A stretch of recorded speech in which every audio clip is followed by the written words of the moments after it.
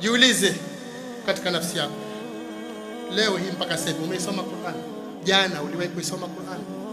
Juzi ulisoma Qur'an? Mwezi uliopita ulisoma Qur'an?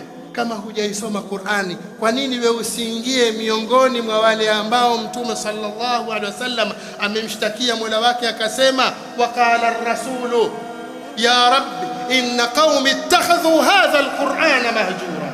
Na Mtume alikuwa anasema kumwambia Mola wake, hakika hawa watu wangu wameifanya Qur'ani kuwa ni kitu kilichohamwa, kitu ambacho wamejitenga nacho, hawana habari, hawakifanyii kazi yoyote. Kama hutaki kuisoma Qur'an ambao ndio mwongozo wako, ambao ndio mwenendo wako, watakuwa kasome nini?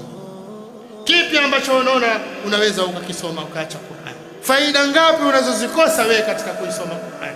Si hivyo, bwana Mtume sallallahu alaihi wasallam anasema, iqra'ul Qur'an, isomeni sana. Iqra'ul Qur'an, isomeni sana Qur'an.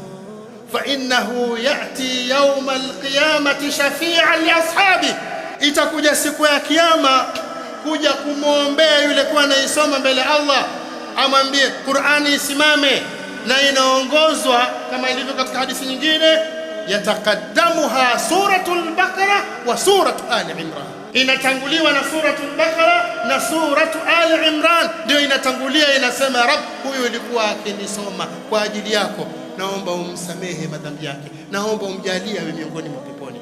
Hakuna anaweza kusimama kukutetea hata mmoja kule siku ya kiyama, hakuna.